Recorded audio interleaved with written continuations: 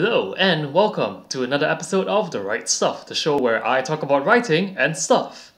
On today's episode, I'll be reviewing Black Panther.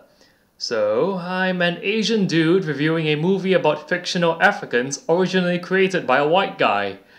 Nope, don't see how this could go wrong in any way whatsoever.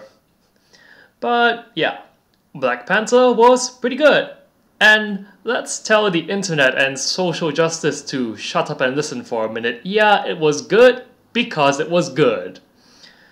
So, in another rare installment of Tim Reviews Things That Are Recent-ish in a Timely-ish manner, I shall be talking about Black Panther, part of Marvel's third phase in their cinematic universe. And for the benefit of those of you who actually watch this channel but haven't seen the movie, it shall be as spoiler-free as I can manage, so don't worry about that. So, first, a crash course, because yes, even in this time and age, there are people who go to superhero movies without knowing either the source material or the previous movie appearances. So, Black Panther is the title held by the hereditary king and protector of Wakanda, a fictional, mysterious African nation. They've reached Atlantis levels of mystery and prosperity because of their national stockpile of vibranium, one of Marvel's mightiest metals, that absorbs vibrations and is super tough. Think of it as Mithril, super tough, with lots of fantastic applications, guarded by an isolationist people armed to the teeth with technology centuries ahead of their time. So, the story goes that after the tragic death of his father, T'Challa now has to don the mantle of king as well as Black Panther. Armed with the superior technology of his country giving him bulletproof suits and army-stopping weapons, the heart-shaped herb which makes him as strong as Captain America and gives his senses as much sharpness as Wolverine's, and his own superior genius and fighting abilities, T'Challa must protect his title, his kingdom, and his family from pretty much anyone looking for sweet, sweet loot. So, where was he before that? Last we saw him, T'Challa was in civil war with his dad, T'Chaka, in the UN summit dealing with placing the Avengers under government control. A terrorist attack left his father dead while framing Bucky the Winter Soldier, and T'Challa forced his way into the conflict to try and avenge his father. Along the way, he scratched up Cap's shield, beat up a bunch of people, captured his dad's true killer, and gave Cap and friends political asylum. So after all that, now we've got this movie, which essentially acknowledges, hey, I've got a life and a country to run outside of your weekly superhero slap fights. So that's the quick recap.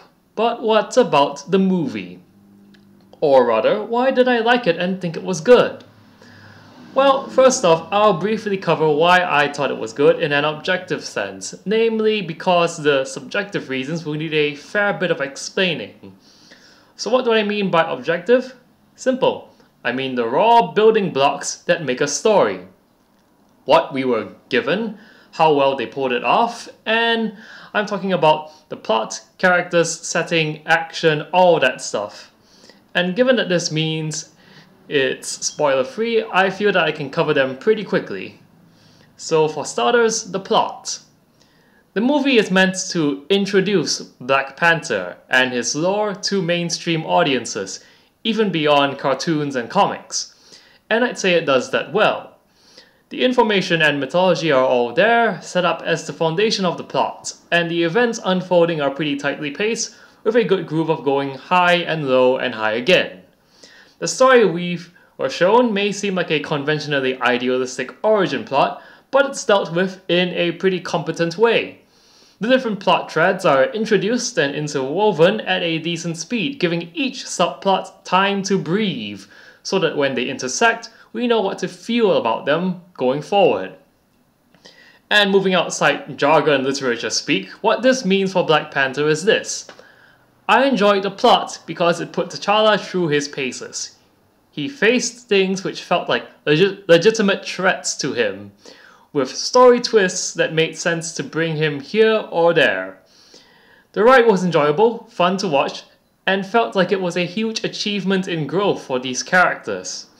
And perhaps most importantly, in what's meant to be a character's first film, it gives you a very good idea about who T'Challa is and what it means to be King and Black Panther. Civil War was a great showing for him, though he wasn't the main focus. This movie is following up on that, and it nailed it. Anyone watching this will, like with any of Marvel's origin movies, get a pretty good idea of who the character is meant to be. Then there's the characters. T'Challa himself is a suitable leading man, of course. He's in a good balance of competence, idealism, and inexperience to not get on your nerves while winning you over and learning crucial things to grow as a person. But there's one simple reason I consider this to be the strongest part of the movie. It has one of the strongest supporting casts I've seen in a long while. And I define it as strong because everyone, from T'Challa's family to his royal bodyguards and villains, is a well-defined and deeply involved character. None of them feel like a useless extra who's only there to give a few lines. Everyone gets a moment to show to the audience who they are and what they're about. Each of those moments is a very good example of showing because it involves multiple characters playing off each other. And all of that is vital because all of them contribute to the plot in some way and are major elements in the main character's life. Even characters you think are minor are written with enough lines and personality that they're memorable, to say nothing of the fact that they're still heavily involved in the plot. And to kind of illustrate my point, I'd actually compare them to Scourge and Korg in Thor Ragnarok. The former was criminally underused, the latter was memorable but ultimately superfluous. You could have just had Hela alone and it wouldn't have changed anything. You could have had Thor start a revolution without any major characters besides his brother, and it wouldn't have changed anything. That's not the case here. Whatever I saw each character doing, I felt this is something only they can do. And that's just function alone, which is done in a very efficient and well-developed manner. There's also the writing itself, which I highly enjoyed, meaning these are characters I would love to see in action. T'Challa's supporting cast is diverse with their own unique personalities and values. You have his regal queen mom, his spunky genius sister, his idealistic ex, his dutiful no-nonsense bodyguard, and of course you have his enemies in the form of the having an unhealthy amount of fun Ulysses Claw, and the charismatic but incredibly dangerous Killmonger, who fights with total conviction that he's right.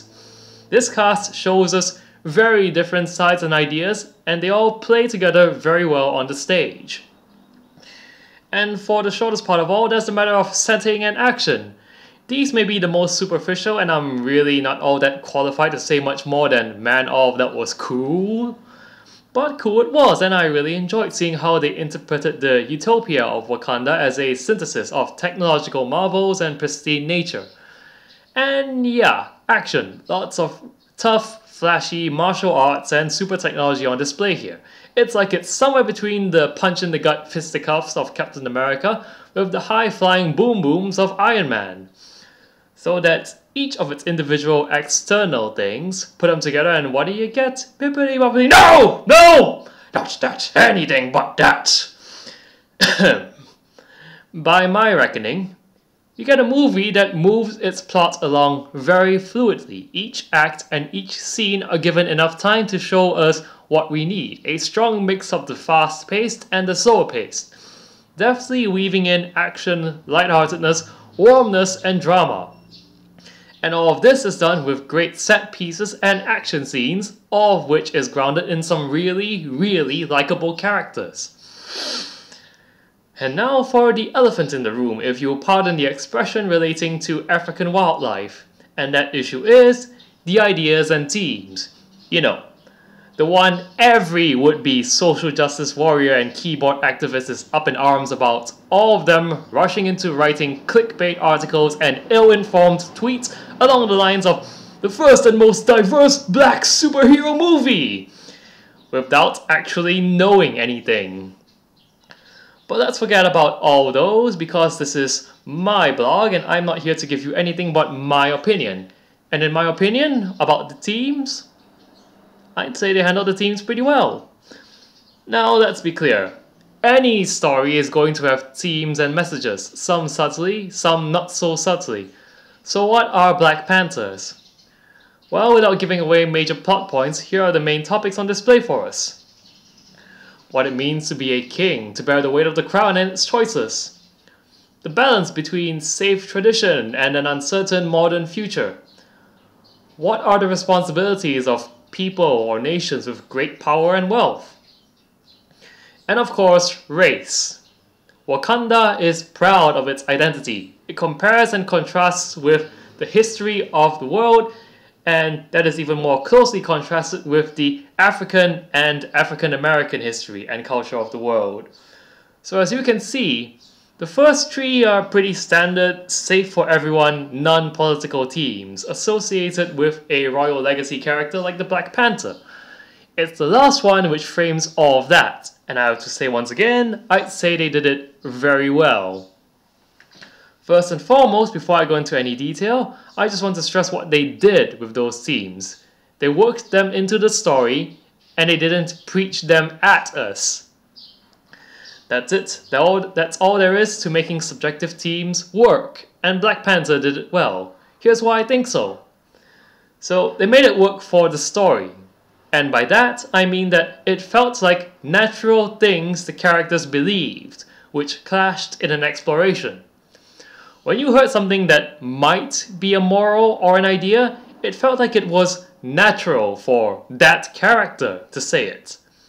And to kind of illustrate how that worked, I'll contrast how I thought it went versus how I think the wrong way would have done it.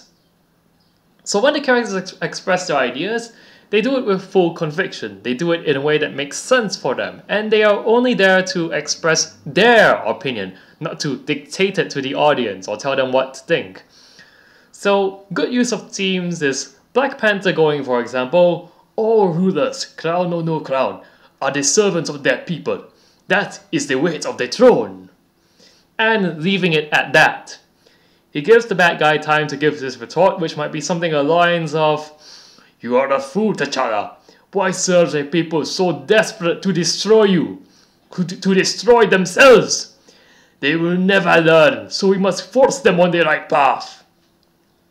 So there you get two characters with clashing opinions, expressing them as best as they can, creating interpersonal drama. That's what they did. Now, on the other hand, if they'd been written the way social justice warriors write comics, it would have been the complete opposite. We would have gotten themes and opinions, yes, but they would have felt very out of place, forced into the mouths of the characters. And what's worse, they wouldn't have been content to just leave it at that. They would have wasted our time telling us why we are so very wrong. So that would have been something like Black Panther delivering a long and very blatant tirade, along the lines of, "It is over, Killmonger. You have lost because of my women allies. Because they are women and strong. And you thought they were weak, but they are strong. These women are the true strength of Wakanda. Truly.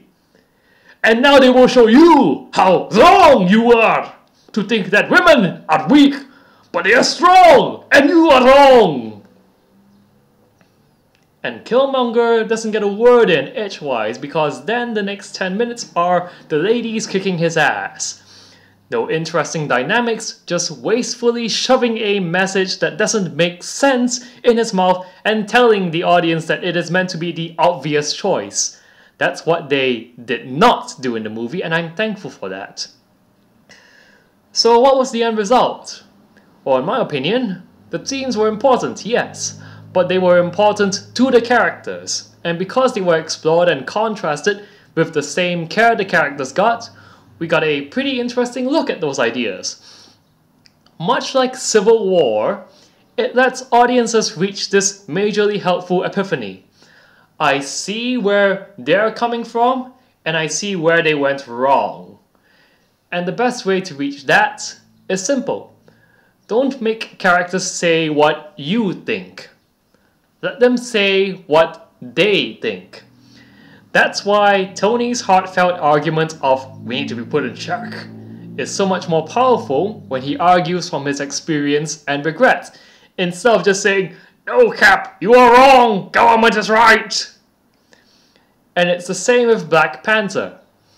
When they talk about race, about tradition and family, about their identity and the injustices of the world, particularly against the downtrodden and marginalized minorities, it's all done in a way that is meaningful to the characters, not the people making the movie, and certainly not a small but toxically vocal portion of the audience. And when you treat your characters with that dignity, you treat your story with that dignity. And a story written with dignity and honesty will treat its audience with the same. So, yes, Black Panther, good because it was good. Great story, great characters, great action, great use of themes. Go watch it, I recommend it. That's all I wrote, and thanks so much for watching. If you like this video, feel free to like it or subscribe to this channel. If you want to read more, you can take a look at my website. Until next time, you've just heard the right stuff.